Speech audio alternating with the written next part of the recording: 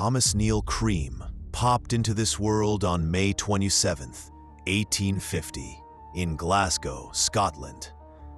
Back then, his family was already gearing up to bounce out and start fresh somewhere new.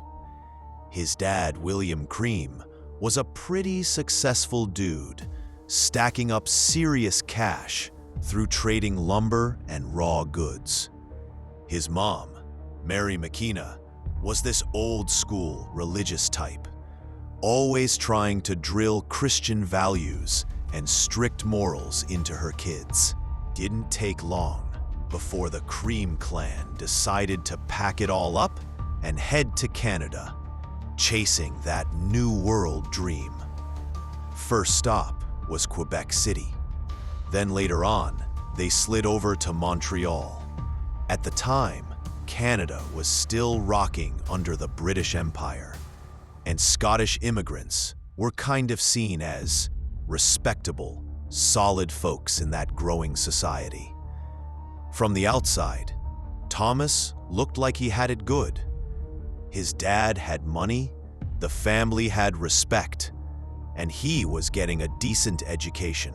But if you peep behind that polished picture, you'd catch some shadows lurking early on, dark.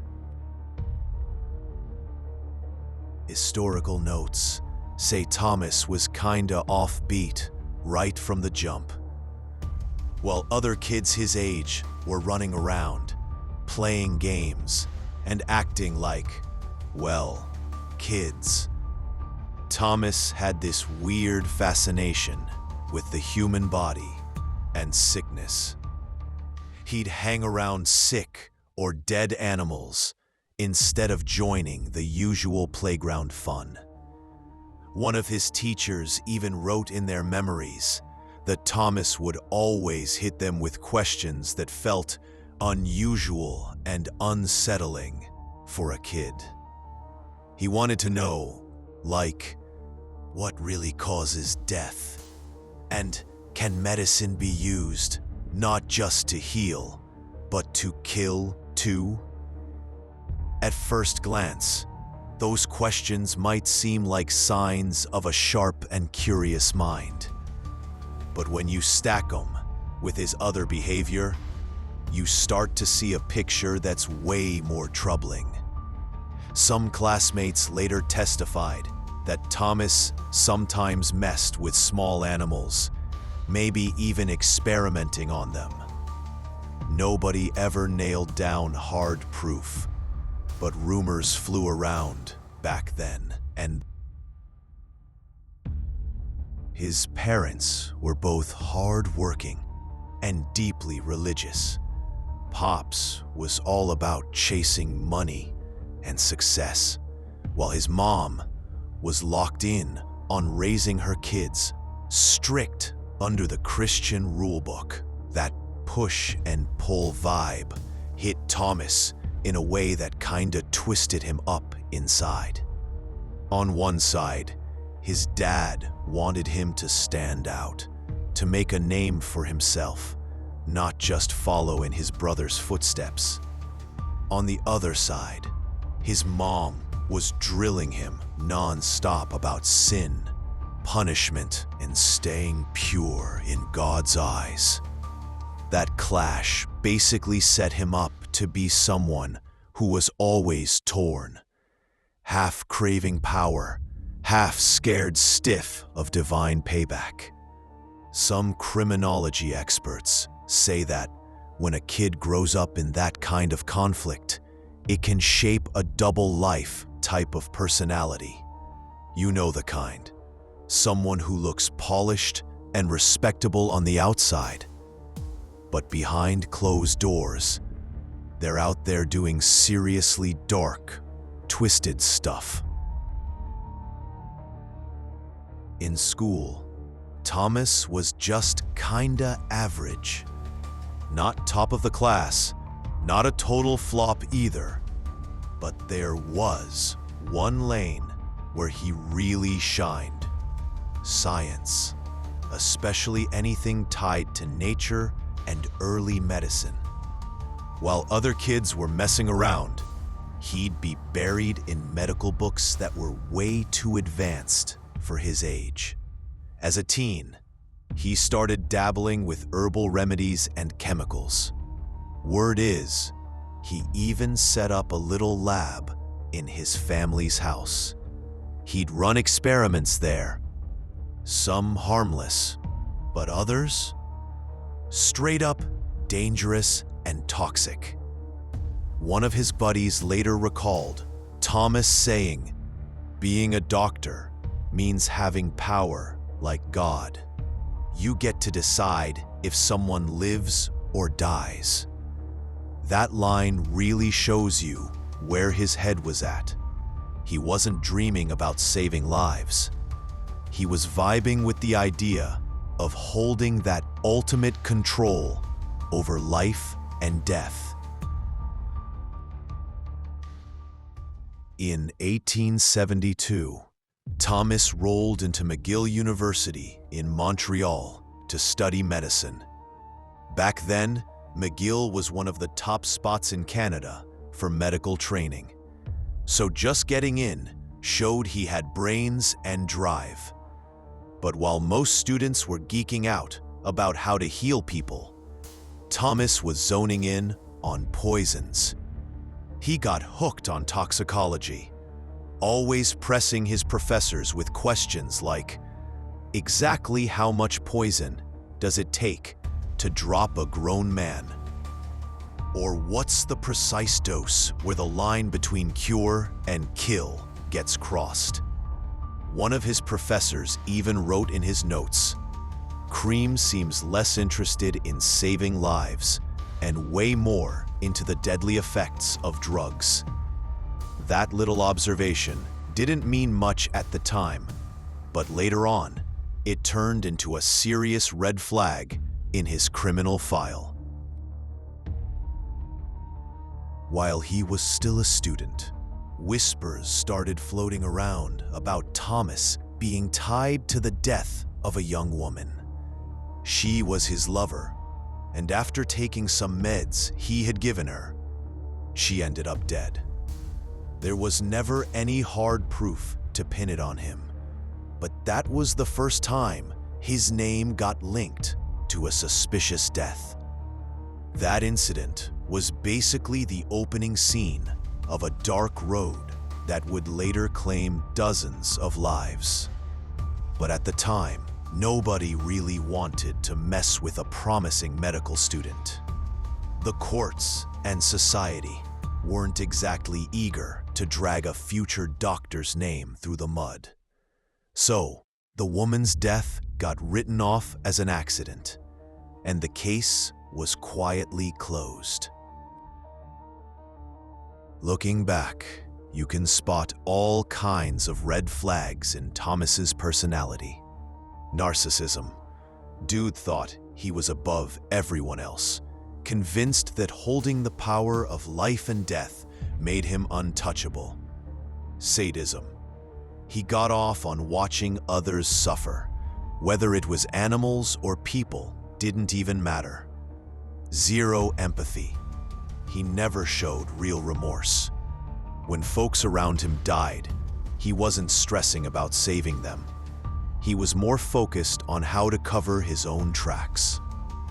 Modern psychiatrists would slap a label on him as a psychopathic narcissist with sadistic tendencies, which basically means he was built to play the role of a charming face in public while hiding some seriously twisted darkness underneath. Thomas grew up during a time when both Canada and England were going through some big changes. Science and medicine were making major leaps, and people were putting a ton of blind trust in doctors. Women living in a man's world back then were super vulnerable. A lot of them had no choice but to rely on doctors for health issues or unwanted pregnancies. The legal system wasn't tough enough yet, to really keep shady doctors in check. All this created the perfect setup for Thomas. He knew exactly where the weak spots were and how to use them to his advantage. Society basically handed him the cover he needed to pull off his crimes without getting caught, at least for a while. On the surface, Thomas Neill Cream looked like just another kid. But underneath, he was carrying this mix of sick curiosity, family conflict, and heavy social pressure. Instead of a healer, he grew into a doctor who was way more fascinated by death than by saving lives. This was only the beginning of a path that would destroy not just his own life, but the lives of dozens more. To really understand this killer, we gotta follow his steps into Canada, Chicago, and London, places where the true face of this death-dealing doctor finally came out. Thomas Neill Cream's childhood and teen years were just the opening act. Now, he was stepping into a darker chapter, one where all the medical know-how he had picked up collided with his hunger for control and his twisted fascination with death. The first known victims in Canada were about to fall. Young women whose lives ended in ways both shocking and mysterious, leaving the city whispering rumors that nobody dared voice out loud.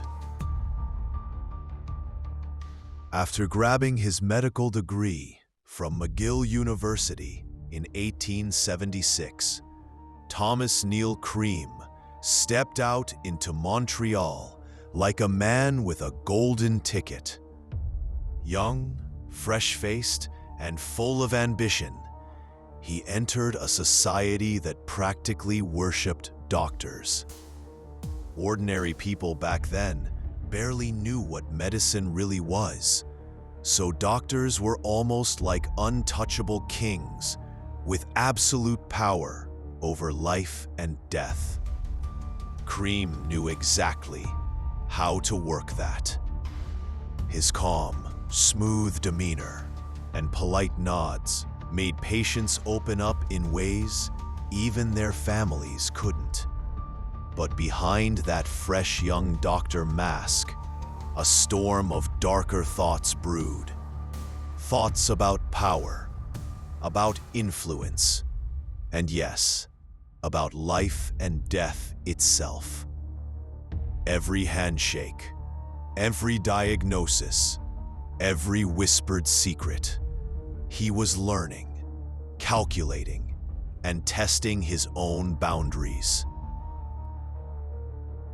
One of the first murky stories swirling around Cream was Matilda Clover, a young woman caught up in a secret romance with him. Back then, even a hint of an affair outside marriage could ruin a woman's reputation entirely. So secrecy wasn't just desired, it was survival. When Matilda found herself pregnant, she turned to Cream for help, trusting him like countless others did. He handed her some medicine, claiming it would fix things. But instead, her health tanked almost instantly. Within a few days, she was gone. The official record? Unknown causes. Nobody dared accuse a young doctor with a bright future. Families whispered, but never shouted. Society moved on, and Cream walked away with a chilling realization. He had just discovered he could take a life and face no consequences. This was more than a mistake or an accident. It was a lesson, one he absorbed fully. Thomas's personal life was a whirlwind of secrecy and recklessness. He tangled himself with young women repeatedly, most from low-income backgrounds who didn't stand a chance against the pull of his status and charm. Whenever these entanglements led to unwanted pregnancies, he'd casually suggest a medical solution. Remember, back then abortion was illegal in most regions, so the women had little choice. They trusted him fully, blindly, but these solutions were far from safe. Far too often, the medications didn't just end pregnancies, they ended lives. Over the years, scattered accounts indicate that several women in Montreal died after taking mysterious concoctions Cream had prescribed. Yet the whispers never reached courts, and nobody pieced it together. Not yet. One of Cream's earliest and most notorious victims was Flora Brooks, a young woman from a fairly comfortable family. Her parents were the kind of folks who believed in strict morality and keeping family reputations spotless. When they found out Flora had been secretly seeing Cream, they flipped. Pressure, lectures, and warnings rained down on her from all sides. Flora got pregnant and, desperate and scared, turned to Cream for help. He gave her a potion, some medicine he promised would solve her problem. But instead of a quiet fix, her health spiraled out of control. She was slipping into the shadows of death, only barely pulled back by the frantic, tearful intervention of her family. Her father, furious and worried about social embarrassment, forced Cream to marry her under threat and intense pressure. But the man who had just shown such cunning in Montreal wasn't tamed. A few days after the wedding, he abandoned Flora and headed straight for England, chasing his medical education and more secretive, sinister pursuits. Flora's life was never the same. She never fully recovered, physically or emotionally. Years later, lingering health complications from that dreadful ordeal finally took her life. This case wasn't just about cruelty. It revealed a pattern. Cream manipulated trust, preyed on vulnerability, and used his position to satisfy a darker thirst for control and death. After the mess with Flora, Cream decided it was time to leave Canada for a while. He bounced over to England, then made his way to Chicago, hopping between hospitals and learning the ropes of medicine while quietly studying more sinister arts. England was where he really got obsessed with poisons. Strychnine caught his eye, a killer that even in tiny doses could drop a person like a sack of potatoes. He studied doses, timing, and symptoms with meticulous attention, quietly, building a deadly toolbox. By the time he came back to Canada, he wasn't the same naive doctor who had bungled around in Montreal. Now, he had a whole arsenal of knowledge about toxins, death, and how to get away with it. His confidence was growing. Every move was calculated. Every smile, every prescription, every handhold. It was all part of a learning game, a prelude to the darker acts he was about to commit. Looking at this phase of Cream's life, you can see the shift happening. Early on, some of his victims might have died by accident, unintended casualties of a young man experimenting with power. But soon enough, he realized the act of killing itself brought him a twisted pleasure, a rush that was addictive and dark. At this stage, his psychology had a few standout features. Seeing humans as tools. Women weren't people to him. They were props, instruments for satisfying his curiosity and needs. Their pain was a study, their trust a toy, complete disregard for consequences. Even the forced marriage with Flora Brooks, which could have derailed his budding career, didn't stop him. He was untouchable in his mind, untethered by morality or law. Love for fleeing and starting fresh. Whenever trouble arose, he didn't stay to face it. He packed up, moved cities, or crossed oceans, always hunting the next opportunity, the next victim, the next thrill. This was no longer a naive young doctor making mistakes. Cream was becoming methodical, confident, and terrifyingly deliberate. Each move was calculated. Each smile, prescription, and gesture fed into a growing sense of invincibility. History books barely scratch the surface when it comes to Cream's early victims. Only a handful of names were recorded, but scattered reports hint that the real number in Canada was likely higher. Deaths of young women under mysterious circumstances, unknown causes, or complications from medicine popped up in Montreal and Quebec during those years. Researchers believe many of these could be directly linked to Thomas Neill Cream. Because evidence was thin and the legal system weak, there was never a full investigation. That legal blind spot?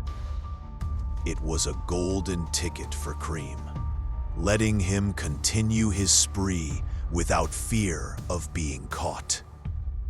He learned early, if you're clever, quiet, and socially untouchable, rules don't apply to you. The early crimes in Canada mattered for a few key reasons. Behavioral blueprint. Cream was already using his status as a doctor to exploit vulnerable women. It set the stage for every future crime he'd commit.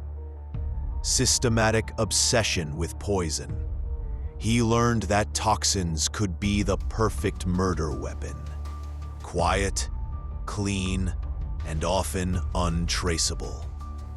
No screams, no blood, no trails. Criminal self-confidence. Seeing society and law fail to stop him, he started believing in his own invincibility. That sense of immunity would fuel the boldness of his future crimes. These Canadian escapades were more than early misdeeds. They were a laboratory for his later, more horrific acts in Chicago and London. Each incident honed his skills. Each death sharpened his cunning. Even though Cream's first crimes in Canada slipped under society's radar, Those experiences primed him for a grim future. From Montreal to Chicago, and eventually London, his dark journey didn't just continue, it escalated. Future victims weren't just more numerous. They faced crimes that were colder, more calculated, and horrifyingly visible. Each step was a lesson learned. Each encounter, a rehearsal for the shadows he'd cast across continents. Even though Cream's first crimes in Canada slipped under society's radar, those experiences primed him for a grim future. From Montreal to Chicago, and eventually London, his dark journey didn't just continue, it escalated. Future victims weren't just more numerous, they faced crimes that were colder, more calculated, and horrifyingly visible. Each step was a lesson learned. Each encounter, a rehearsal for the shadows he'd cast across continents. Even though Cream's first crimes in Canada slipped under society's radar, those experiences primed him for a grim future. From Montreal to Chicago, and eventually London, his dark journey didn't just continue, it escalated. Future victims weren't just more numerous, they faced crimes that were colder, more calculated, and horrifyingly visible. Each step was a lesson learned. Each encounter, a rehearsal for the shadows he'd cast across continents. Thomas arrived in Chicago in the late 1870s. At that time, Chicago was one of the most bustling cities in America, filled with immigrants, a large working-class population, and many women who, due to harsh living conditions, sought the care of doctors. He opened a small practice and quickly drew in a substantial number of patients. The social stature of Dr. Cream provided him with an impeccable cover. But just as he had in Canada, his primary interest wasn't healing. It was exploring the thin line between life and death. One of his first known victims in Chicago was Mary Ann, a young woman caught in a secret affair who became pregnant. She approached Dr. Cream, seeking help. Once again, Thomas followed a familiar pattern. He prescribed a medicine that not only terminated the pregnancy, but also ended Mary Ann's life. Her death certificate listed the cause as unknown poisoning. Nobody suspected the doctor. Even her family, grateful for Dr. Cream's efforts, bid him farewell. Following this incident, Cream grew bolder. He brought other women under the pretense of medical treatment or abortion and killed them in the same manner. One of the most notorious cases involved a woman named Julia Stout. She was the wife of a sick man and had approached Dr. Cream for medicine for her husband. However, the drugs contained strychnine, the very poison Cream was obsessed with. Her husband died a painful death after consuming the medicine. The signs of poisoning were evident, but at the time, there was insufficient scientific knowledge to make an accurate diagnosis. A few days later, Julia, realizing the drugs were suspicious, threatened to report the matter to the police. She too died shortly after, with her death recorded as unknown cause. Julia Stout's death marked the first time Dr. Cream was formally accused of murder. Her family presented evidence showing that the prescribed drugs had caused her death. Cream was arrested and appeared in court. Yet, with extraordinary skill, he used his social connections and professional status to present himself as innocent. His lawyers argued that there was no concrete evidence and that the deaths could have been natural. The jury remained unconvinced, and he was acquitted. This experience reinforced his confidence that he could manipulate the law and continue his crimes without fear. One of the defining features of his murders in Chicago was the repeated use of strychnine. Even in very small doses, strychnine is lethal, producing symptoms such as convulsions, severe pain, and suffocation. Thomas was fascinated by this poison because it caused a rapid and painful death. At the time, determining the cause of death was not simple. It was sometimes used as a medicine in certain prescriptions, which prevented suspicion from falling on the doctor. This clever choice allowed him to kill repeatedly without drawing attention. In Chicago society, Dr. Cream maintained a respectable appearance. He attended social gatherings, had extensive connections, and even occasionally contributed to charities. Yet behind this social facade was a hidden serial killer.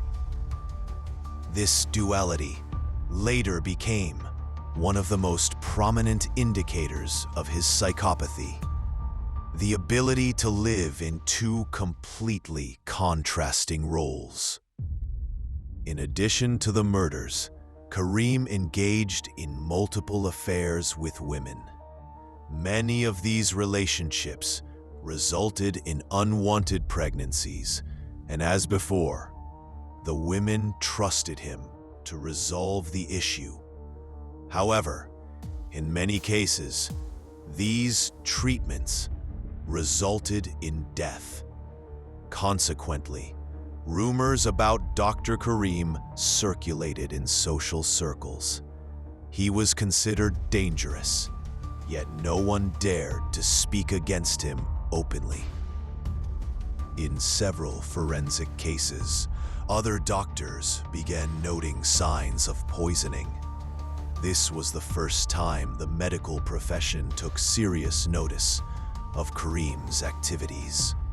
Yet the lack of sufficient scientific tools to detect poison in victims' bodies caused these cases to be closed without resolution.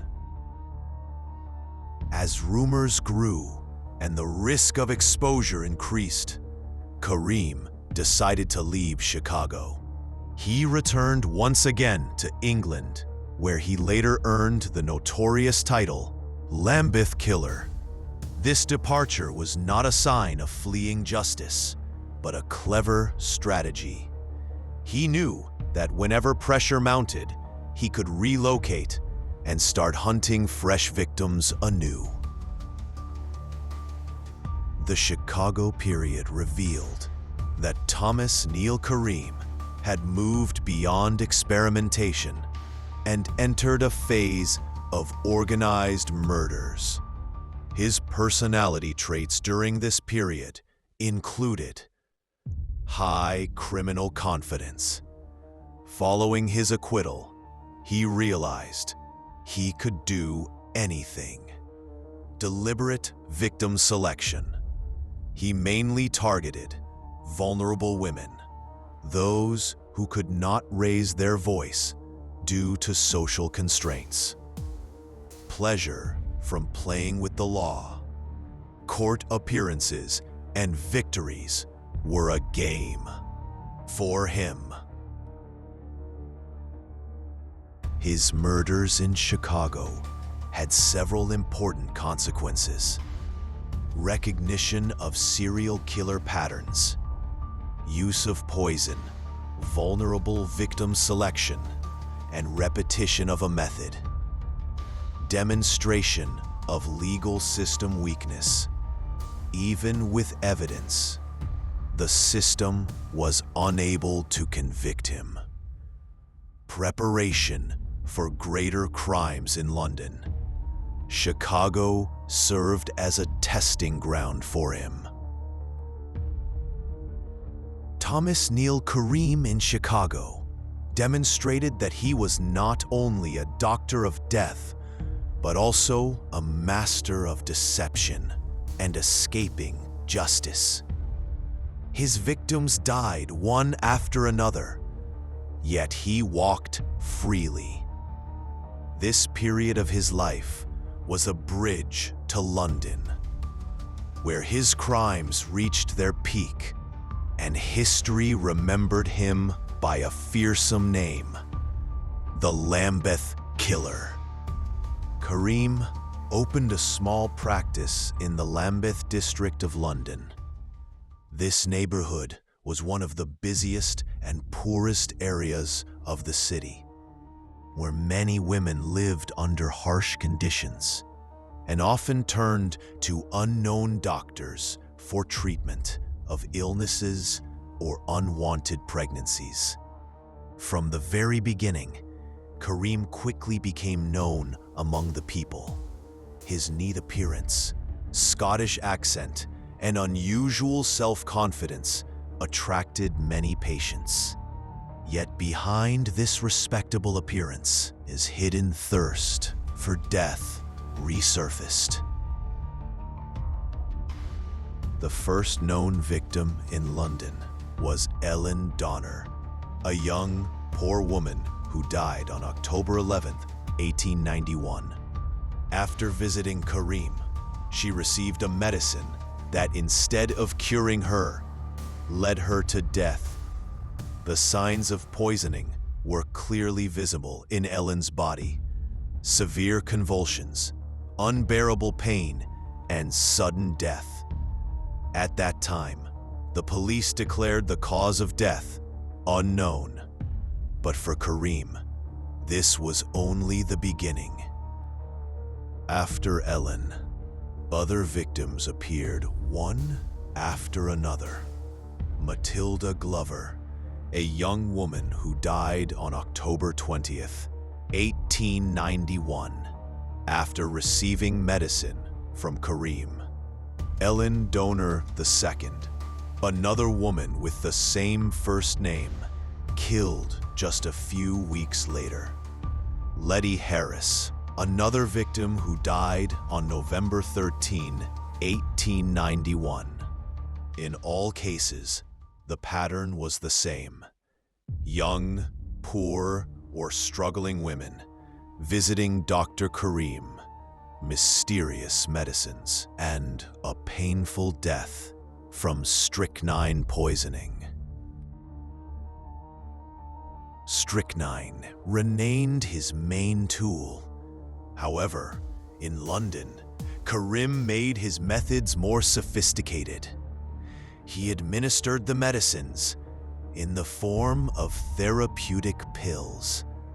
Victims usually died at home or at work, so their deaths did not occur directly in his practice. He sometimes even gave medicines to friends of the victims, appearing concerned.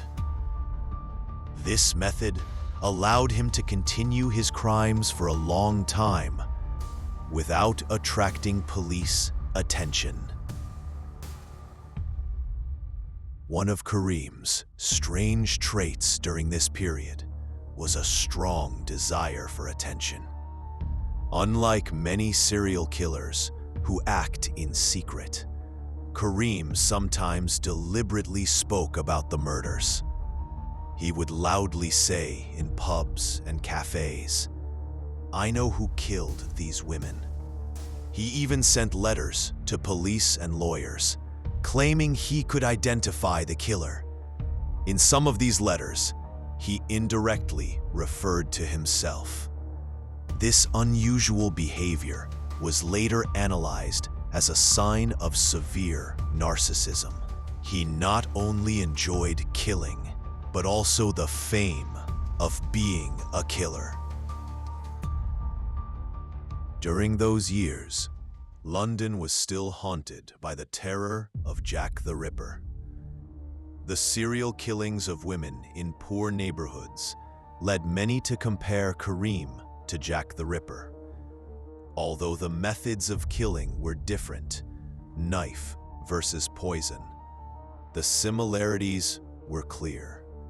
Selecting vulnerable women, operating in poor neighborhoods, creating widespread fear in society.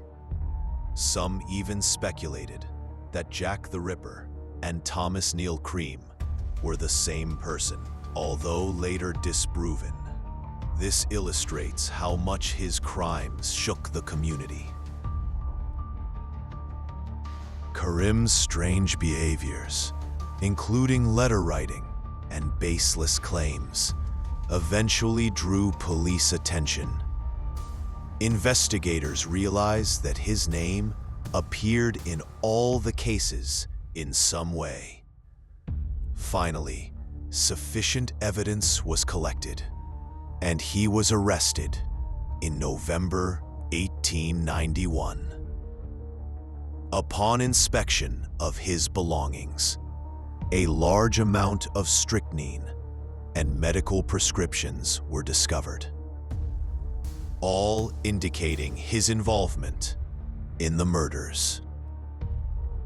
The trial of Thomas Neill Cream was held in 1892 and attracted extensive media attention.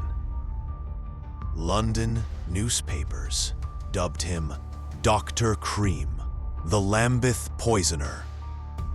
Testimonies from doctors and witnesses showed that all victims had died after receiving his medicines. Letters he wrote also provided strong evidence against him. During the trial, Cream repeatedly tried to present himself as innocent through complex arguments and pretentious behavior, but the evidence was undeniable. The jury deliberated for only 12 minutes before finding him guilty. On November 15, 1892, Thomas Neill Cream was hanged at Newgate Prison in London. Historical accounts say his last words before death were, "I am Jack." The executioner pulled the rope before he could finish the sentence. This unfinished phrase created a legend in history. Did he really mean to say, "I am Jack the Ripper"? Many historians reject this claim, as Cream was in an American prison during the time of Jack the Ripper's killings. Nonetheless, this unfinished sentence added mystery to his personality. Examining his crimes in London shows that he had reached the peak of his criminality during this period. His desire for attention and fame had become an inseparable part of his personality. London society, still terrified by Jack the Ripper's murders, faced a new nightmare. Historians consider him a classic example of a serial killer with mixed motives: personal pleasure, thirst for power, and the need for notoriety. London was the final stage for Thomas Neill Cream, a man who cast the shadow of death over women from Montreal to Chicago, and then Lambeth. His execution marked the end of his life. but his dark legend remains alive in history. His name is recluded alongside the most infamous serial killers of the 19th century. A man who considered death not an accident, but an art form to display. Cream's execution in November 1892 made the front page of London newspapers. The press, emphasizing his nickname, the Lambeth Poisoner, published the horrifying details of his crimes. The city's citizens, still shaken by Jack the Ripper, experienced heightened public anxiety due to Cream's murders. Newspapers depicted him not just as a killer, but as an inhuman being. Stories and rumors about his unfinished phrase, "I am Jack the," spread rapidly in public and media circles, creating a new legend. Cream's crimes heightened societal awareness of women's vulnerability and the weakness of the legal system. Some social consequences included increased public awareness of unethical doctors, pressure on the government to monitor prescriptions and medications, creation of fear and caution in London's poor neighborhoods. Indirectly, Cream demonstrated how social and professional power could be exploited for crime. Modern psychologists who studied Cream's case analyze his personality traits as follows: sadism and pleasure in others' suffering. He derived pleasure from his victims' pain and death. Extreme narcissism, a desire for attention and superiority over others. Behavioral duality, ability to present a respectable social face while being a professional killer. Control and dominance, using medicine and medical knowledge as tools of power and death. This combination of traits made him one of the most complex serial killers of the 19th century. Historically, Cream's impact went beyond his direct victims. Early model for modern killers, using social and professional positions for killing became a pattern for future killers. Criminology study. His case is a classic example used in criminology and forensic psychology education. Media and legend making. Newspaper headlines and legends about his unfinished phrase illustrate how criminal myths form in media. Cream's unfinished sentence, "I am Jack the," remains a topic of debate among historians and researchers. It led some to speculate that he was connected to Jack the Ripper, or merely intended to instill fear. This legend shows how a killer can have a profound psychological and cultural impact on society and history, even after death. Studying Cream's case provides several important lessons for society and lawmakers. Necessity of professional ethics. Physicians must have ethical responsibility beyond technical knowledge, legal and scientific oversight. Regulatory systems must detect misuse of medicine and medical profession. Social awareness. Society must be alert to behavioral signs of serial killers and protect victims.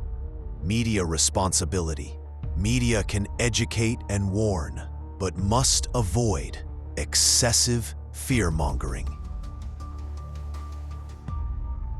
After his execution, Cream's story was recounted in books, articles, and crime documentaries. He is recognized as one of the most mysterious and terrifying serial killers in British history. Rumors about him, his unfinished phrase, and criminal behavior have inspired crime stories and films. This shows how history and legend intertwine, and a dark figure can remain influential or cautionary for generations. Cream's life was a bridge from Montreal to Chicago to London, from young doctor to serial killer. His victims were young and vulnerable women, but his impact went beyond individual victims. He demonstrated how power, knowledge, and a disturbed personality could create a destructive combination. By studying Cream's life and crimes, we not only become familiar with the history of serial killers, but also learn valuable ethical, legal, and cultural lessons. Thomas Neill Cream, the Lambeth Poisoner, died by execution, but his legend remained alive. Studying him reminds us that human darkness can be hidden behind respect and knowledge, and society must always remain vigilant. His history and legend form a bridge between reality and myth, a lesson for future generations about power, corruption, and fear.